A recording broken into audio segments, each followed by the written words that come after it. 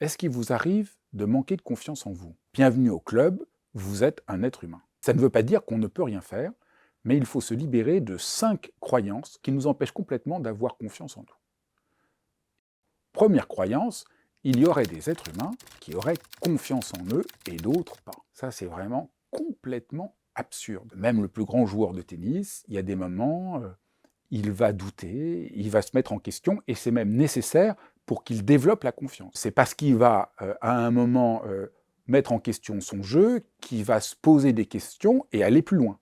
Donc, il y a un mouvement inhérent à la confiance qui fait qu'à un moment, on la perd et on la regagne, et ça, c'est un mouvement naturel. Donc, tous ceux qui vous racontent « voilà, moi, j'ai confiance en moi et j'habite à Dubaï ou je ne sais quoi », évidemment, c'est du pipeau, ça n'a aucun sens. Personne n'a jamais confiance en lui tout le temps. Vous prenez les plus grands artistes, les plus grands scientifiques, chacun d'entre eux a confiance parce que justement, ils ont eu l'honnêteté de remarquer quand ils n'ont pas confiance, et ça leur donne l'énergie d'aller plus loin. Arrêtez de vous en vouloir si vous n'avez pas confiance, mais ne vous enfermez pas dans le manque de confiance, au contraire, c'est l'occasion d'apprendre à avoir toujours davantage confiance. Deuxième fausse croyance, croire que pour avoir confiance en soi, il faut cultiver l'estime de soi, se dire « ah mais je suis quelqu'un de formidable », se regarder dans la glace, dire « je m'aime, je m'aime, je m'aime, je suis quelqu'un de bien ». Ça ne peut pas aider en réalité, parce que pour avoir confiance, il faut m'entraîner à faire des choses. C'est en me bougeant, en développant une compétence que je vais acquérir de la confiance, et pas dans un truc enfermé en moi-même. La différence entre quelqu'un qui décide d'écrire un livre et qui réussit et quelqu'un qui ne réussit pas, les deux, le premier jour, ils ont des idées mais grandioses, ils veulent faire quelque chose, ils écrivent, ils sont portés par une sorte d'enthousiasme. Le deuxième jour, ils relisent ce qu'ils ont écrit le premier jour, et la première personne, elle est déçue et elle arrête en disant « par rapport à mon ambition, ce que j'ai fait, c'est nul », et elle est découragée. Et l'autre dit ben, je me pardonne, c'est pas vraiment bon ce que j'ai fait, mais je continue et je vais continuer à apprendre. Et à force de travailler, elle va acquérir une compétence, et c'est en acquérant une compétence qu'elle va développer de la confiance en soi. Les gens ont peur de prendre la parole en public et croient que c'est juste en disant « oui, je vais y arriver » ou « aie confiance en toi et, ça, et tu vas y arriver ». Ça, c'est vraiment le truc le plus idiot. « Aie confiance en toi et tu vas y arriver ». C'est comme vous êtes en colère, lâche prise et tout ira mieux. Ben oui, mais justement, si parce que je lâche pas prise que je suis en colère, ben là, c'est la même chose. Et justement, je peux pas prendre la parole en public parce que j'ai pas confiance. Non, c'est pas du tout ça qui va aider. C'est d'apprendre comment on fait pour prendre la parole.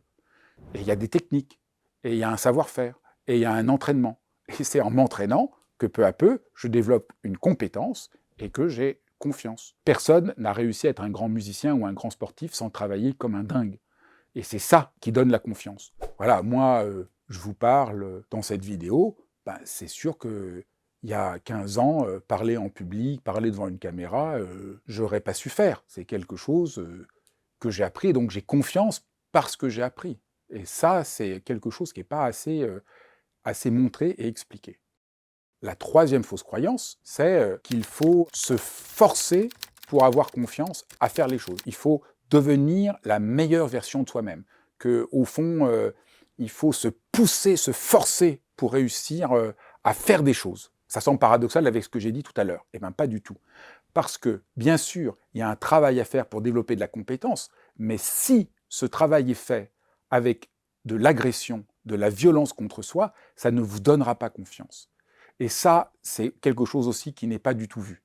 Beaucoup de gens croient qu'ils vont développer cette compétence en s'insultant, en s'en voulant, en se dénigrant. Prenez 2 minutes pour voir l'absurdité de ce qu'on raconte. On vous explique que vous aurez confiance en ayant de la défiance par rapport à vous. Ben, ça ne marche pas.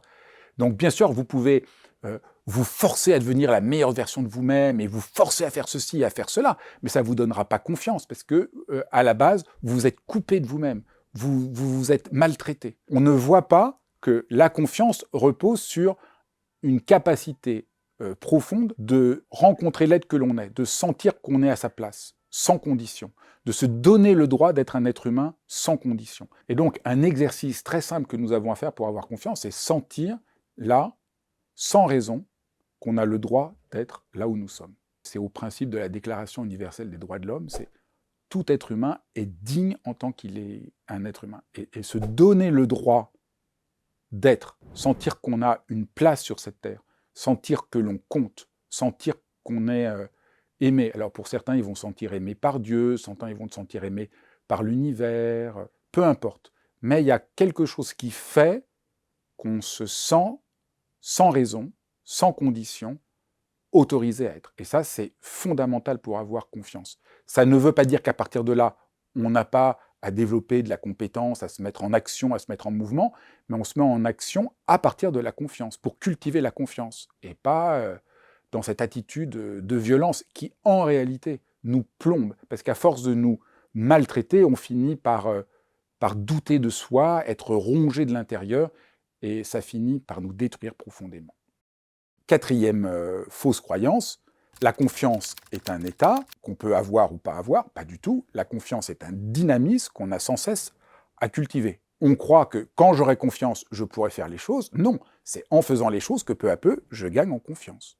La clé de la confiance, qui est tellement peu expliquée, c'est j'ai confiance parce que je retrouve mon désir, je retrouve cet talent, je retrouve cet enthousiasme. Je ne sais pas qu'est-ce qui est le plus parlant pour vous, mais voilà, c'est ce mouvement où on a envie de faire quelque chose. Comme si je chevauchais ce désir, je chevauche mon envie, que la confiance vient. C'est comme si la confiance était une sorte de souffle ou de vent ou d'énergie qui rentre en moi parce que je suis pris par ce désir. Et il y a tous, pour nous tous, on a le désir de progresser, d'apprendre quelque chose, de faire quelque chose. Mais en général, on n'ose pas faire confiance à notre désir, on n'ose même pas l'écouter.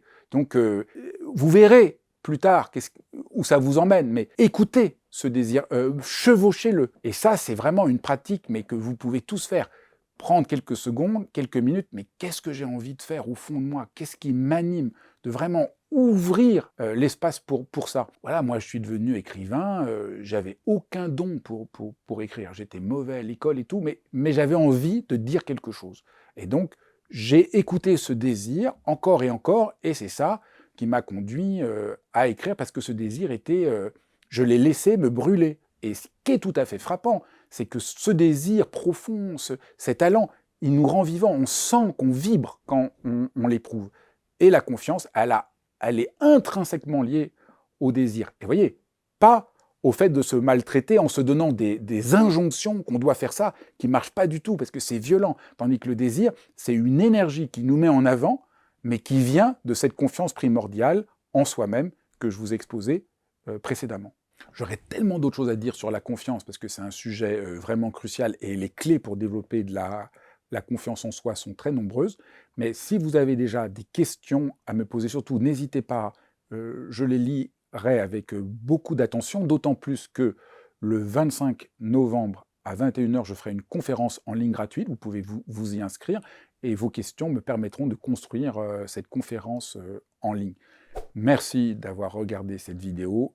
Ayez confiance en vous, le monde s'en portera beaucoup mieux.